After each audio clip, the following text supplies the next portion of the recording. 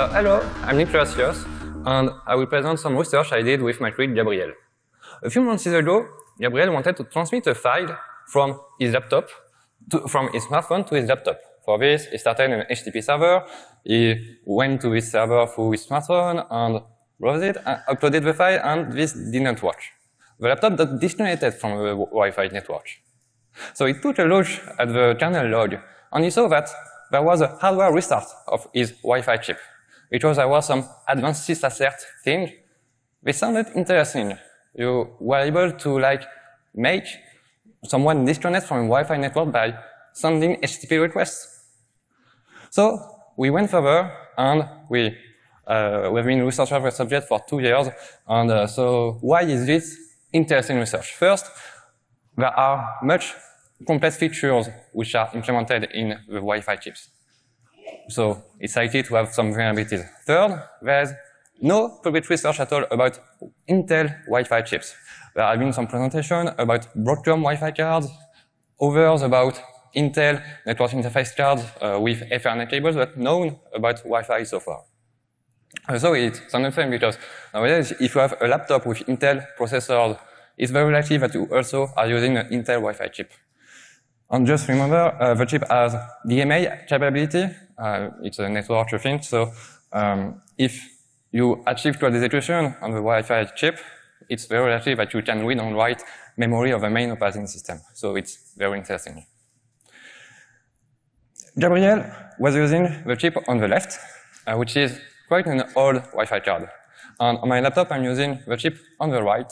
And so there are the two chips which were studied in this research. In this presentation, I will first go through the firmware which is running on these chips and some ways to talk to the chip. Then I will present some vulnerabilities that we found in this research, which enabled performing some dynamic analysis experiments. And then I will perform an experiment to better understand whether it is possible to perform DMA attacks from the Wi-Fi chips. First, the firmware. When you are interested in Wi-Fi on Linux, there are a bunch of user space programs, iwlwifi and so on, to configure the wireless. These programs talk to kernel modules. On Linux, there are a bunch of kernel modules, which all talk to the chip, which is seen as a PCI Express device, which is running some firmware. An interesting thing with Intel Wi-Fi is that the firmware is actually transmitted by the kernel when the chip is reset.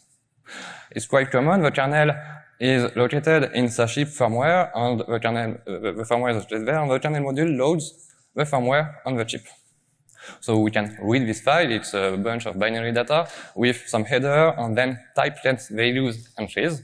For example, the first one is type 16 hexadecimal, followed by length OC, which is 12 in decimal, and then 12 bytes, and so on. This binary data is decoded by the kernel module. Linux is open source, so we can just go through some header files, and we have some enum which defines the types.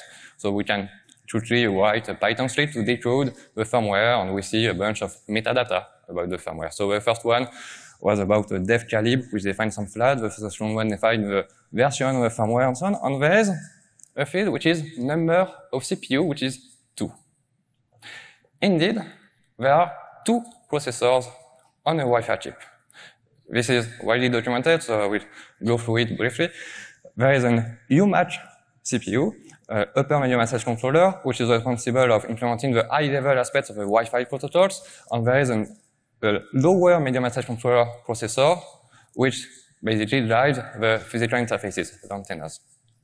Both processors use the same on-chip memory where Linux loads the firmware. In the firmware file, so there is a bunch of metadata, and there is the actual content which is loaded on the firmware in entries which are set.rt, section runtime. So there are entries in orange for the LMAT processor and entries in purple for the UMAT processor. These entries maps into different memory area. And once you know this, in order to do some reverse engineering things, you need to guess what is the instruction set architecture. For this, there are some tools. For example, there is a tool called CPU Rech, which says that these memory areas contain arch-compat code.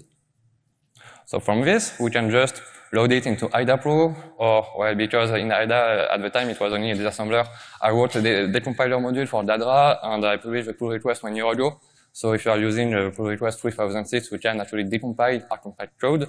And from this, it's very easy to start understanding better what the firmware actually does. If I modify the firmware, well, it doesn't work. There is an error in the Linux kernel load, a set boot error.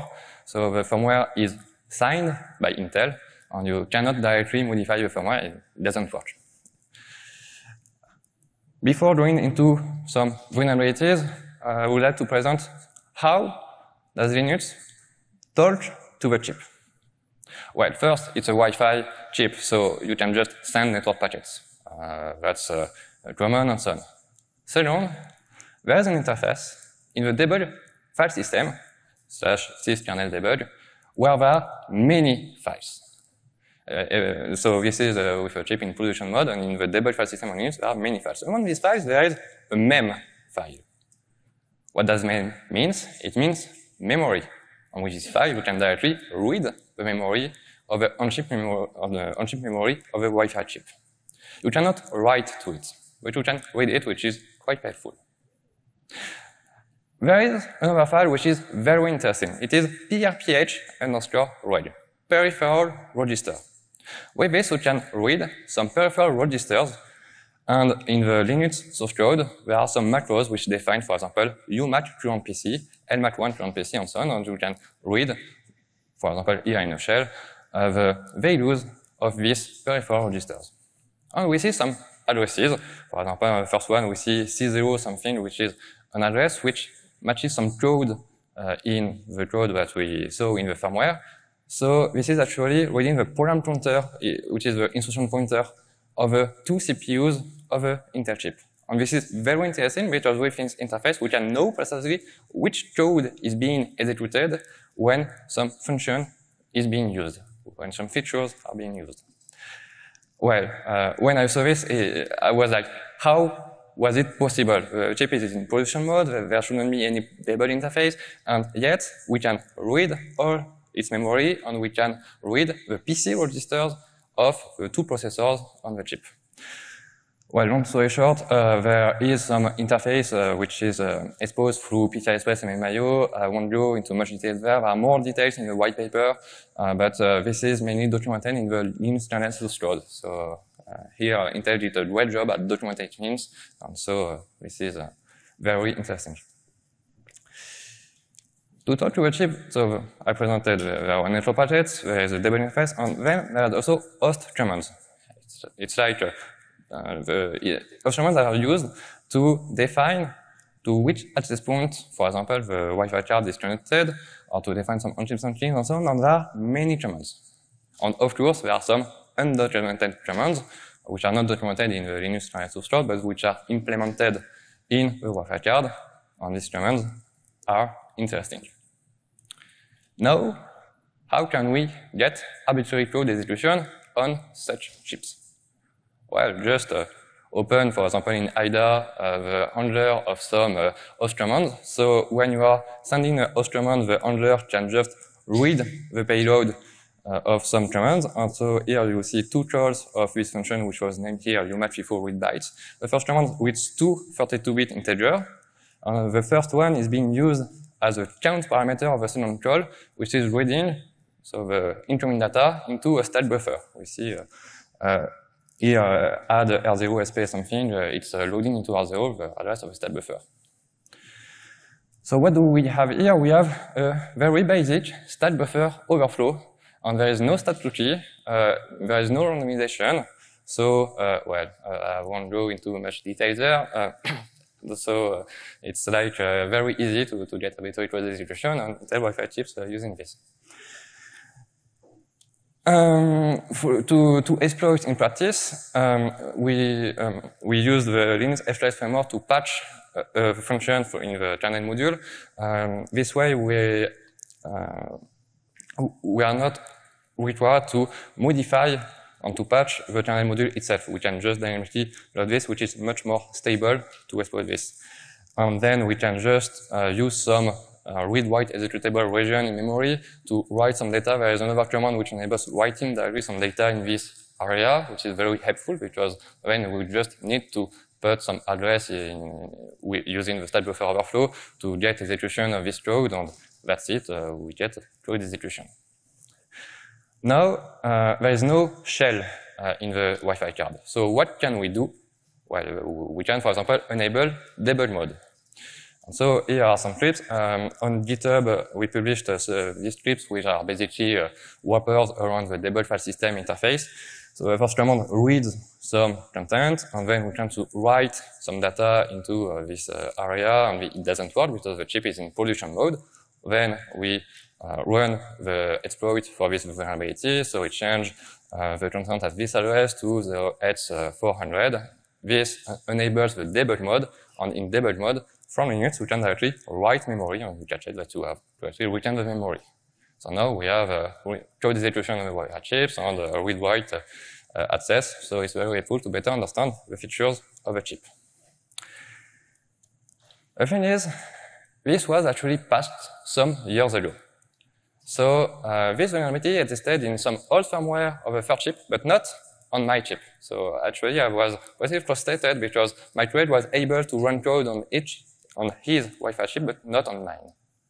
So I wanted to run code also on my chip, so I wanted to go deeper. Let's study now how the firmware is actually loaded on the chip. I presented earlier that the firmware, when the chip was loaded, was transmitted by Linux. So Linux was writing to the memory. And also from Linux, we can read the program counter of the processor. And we see that while we are transmitting the firmware, the program counter contains some interesting addresses, and we can also read the content of these addresses. And so we discover some code, some R-compat code. I don't know whether it's a boot ROM or segmented bootloader, so I would just say this is a loader, which actually verifies the signature of the firmware. This loader uses some global variables in the data region, and there is a stack, which is always initialized there in my chip. And so the loader implements the logic of verifying the signature of the firmware. Can we perform a time of check to time of use attack when we load the legitimate firmware, wait for the loader to check its signature, then load a modified firmware, and just let the loader execute this modified version? Well, no, it doesn't work. The loader actually makes the memory areas read-only before verifying the signature, so this is secure.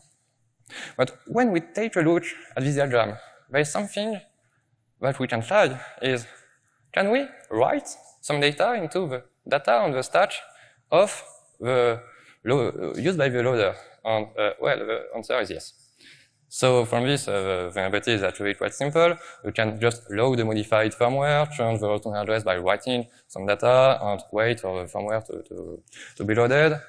This was reported in September, which was patched 2 days ago.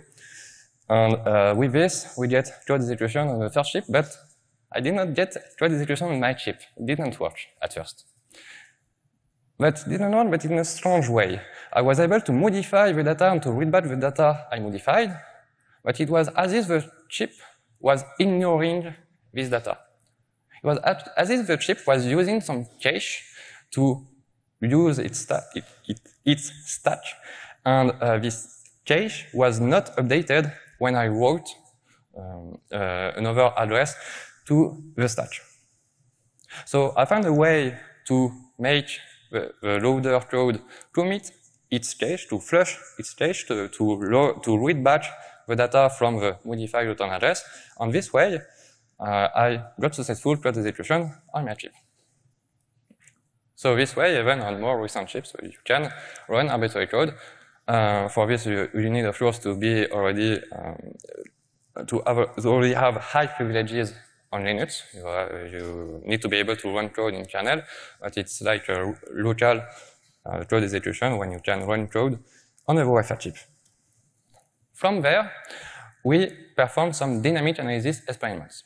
what can we do? We can, for example, implement some tracing to better understand what code is being executed when we use some features. For this, we replaced every first instruction of the functions with a trap instruction or invalid instruction. There were some pitfalls there. And we modified the exception vector in order to record the addresses of the functions which are being executed in a global buffer that we then read. And with this, we have a basic tracer which enables tracing and also code coverage if we want to perform some fuzzing through wireless, for example.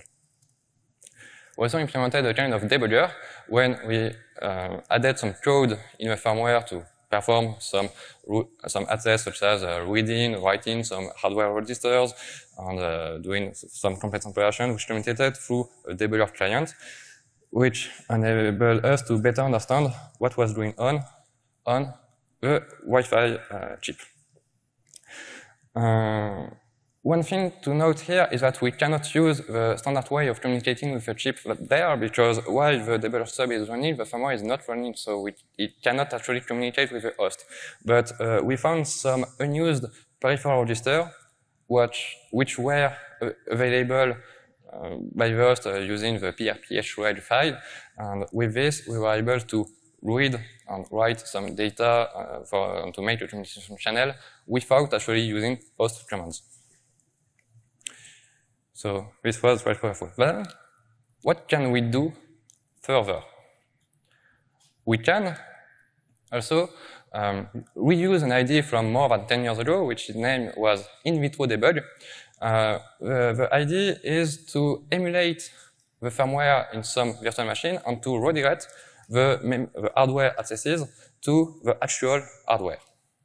So for this, thankfully, on GitHub you can find QEMU version for rcompat, and we can modify it by using a TCG plugin for QEMU to redirect the memory accesses to the real hardware by using our debugger stub. So it's such like this. In QEMU Arc, you have some plugin which communicates with the debugger client, and then we can redirect calls to the actual firmware, to the actual chip.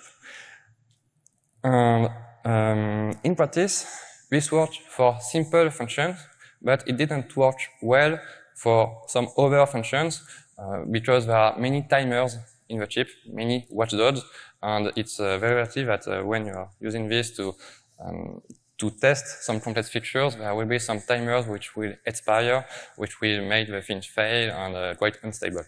But for simple features, it's very helpful because there are many hardware registers in the Wi-Fi chip. So, from the first thing where my colleague wanted to transmit a file, we did through the firmware and so on. Then we found some vulnerabilities, we implemented the dynamic analysis framework. Now we can perform some experiments to answer some questions. For example, is it possible to perform some DMA attacks from the chip? Well, if you know about how network chips work, the answer is mostly yes, because well, when you transmit network packets, you use DMA. In practice, with Intel Wi-Fi chip, this logic of DMA access for network packets is abstract by some hardware components, so the chip does not have access to the actual address which is used in the main memory, which makes things more secure, so we need to find another way to perform DMA. We cannot use the same way as the one which is used for network packets. And here, there is a feature on the Wi-Fi chip that I will describe a little bit, which is a paging memory. In the firmware file I presented earlier, there are several sections, section runtime entries. So there are sections for the LMAT processor, sections for the UMAT processor in purple, which are loaded in the chip. And in the file, there are 3 other secRT entries. The first one is just a separator, which says that, hey, there are other entries. The second one is a RSA signature, which actually signs the third one, which contains code and data. This third entry is not loaded on the chip, but it still contains code, which is quite weird.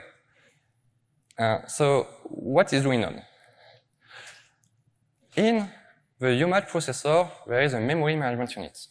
When you read the datasheet about the hard-compat memory management unit, you'll see that the memory is split in several regions. The top of the memory is mapped directly to a physical memory. There is another region which is also mapped directly to a physical memory, and the low memory region is mapped to the memory through the MMU.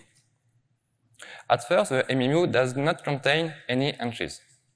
When the human processor tries to execute code or read or write data, for example, in 01002 address, it will just perform a DMA read access to read the content of this memory from the main memory. It will read it into some space in his on-chip memory. We can see the numbers here. The space is less than the actual number of pages. So it's like a swap. It's a way to have a firmware which is bigger than the on-chip, the size of the on-chip memory. So once the data is copied, you can update the configuration of MMU and read and write and execute code, which is located in this area. Now the question is, well, we are running code which was read from Linux. Is it possible to modify this code? If we can modify this code, we can also achieve code execution on the chip. Well, the answer is no. We saw previously that this code was signed. There is a signature right before, and the signature is valid. The signature is verified, but it is verified by loading all the pages. There is another mechanism which uses a universal method of authentication code with 32-bit checksums, which checks the integrity of pages, which forbids modifying these pages on Linux. And due to this mechanism, it is not possible to directly modify the content of the pages on the main memory and then run code. In fact, there are more details. I will not speak so much about them. There are more details in the white paper. Basically, the systems are located in this area. If you manage to read the content at this address, you can achieve code execution, but by default, you cannot read. In production mode, you cannot read the content at this address. Now that we understood what the paging memory was about, so you can do DMI read access to load more code. We can also perform DMI write access to write the modified pages because there are actually writable data in there. What happens if we modify the configuration of the MMU to load things from another address space? So there are actually functions that can be used to perform DMA attached to read and write anywhere in the main physical memory. There is a demo for this, which are recorded. So on the left, we see the configuration of the MMU. It's a Python script that is published on GitHub, which directly reads the MMU configuration from a chip using the Debug file system interface. We see that the 0104 something is mapped to 256 something. We can, on the right, read on Linux the content of this memory, of this physical address, and for now, it's all zeros. On Linux, there are some pages which can contain visible data. So for demonstration, it's quite nice. It's a kernel read-only data. So here I just saw some strings which are in my kernel. It's a kernel read-only area. I can modify the MMU configuration to try to read the content of the kernel read-only data. For this, I first flush the pages which are loaded. Then I modify. Basically, I want to modify these 256 BA by the address of the read-only data. For this, in fact, this 256 BA is there, so I just need to write 4 bytes using the empty I used before. And once this write is done, we can read data, and we see that now on the chip, when we read the 0104 something, we can read read-only data. Then we can write something and flush things to make the actual DMI write operation. And now on Linux, when we read the content of the read-only data segment, we see that there has been some modification in the /prod version.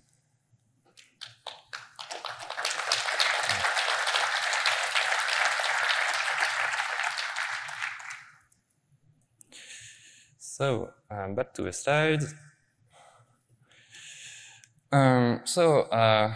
Now the question is, well, this should not be possible due to the IUMMU. The IUMMU is a way to protect against DMA attacks.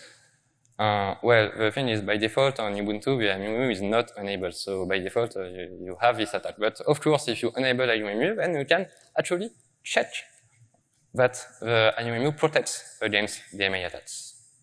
So here there is some channel loads that I had when I added this channel flag. When I tried the same demonstration, now the DMA the IUMMU load that there was an attempt to read memory, and there was not the bit which allowed this memory read to be successful, so the attempt was blocked.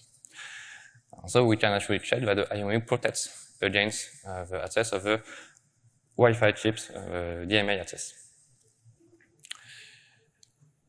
So at first, my create wanted to transmit a file, and the firmware reset. Why did this happen? Now we have some tools to better understand what was going on. And the answer is because tunnel derenting setup. Tunnel derenting setup is a way when you have two clients connected to a Wi-Fi access point to directly establish a communication between these two clients.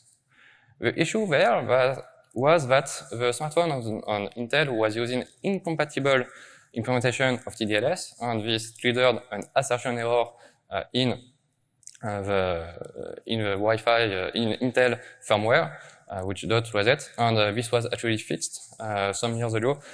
So if you update your firmware, actually the Wi-Fi chip no longer advertise that it supports TDLS. All the tools are available on this GitHub repository. Here I presented some vulnerabilities to achieve code execution on the chip, which were patched by Intel 2 days ago. This enables verifying some security protection on the chip. For now, we don't have remote code execution from Wi-Fi. It will be something for the future. But for sure, the Wi-Fi chip implements very complex features. For example, there's Wi-Fi frame parsing.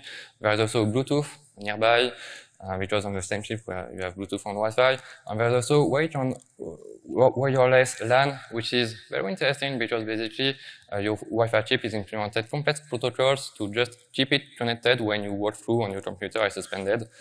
So there is much groundwork for other security researchers. Now I see that I was very faster than intended, so I have much time for question or some time for more demonstration, because right next to it I have some console where I can actually do some demonstration with the tools which are published on GitHub. So I don't know what you want to do, and I'm available for questions. Thanks for your attention.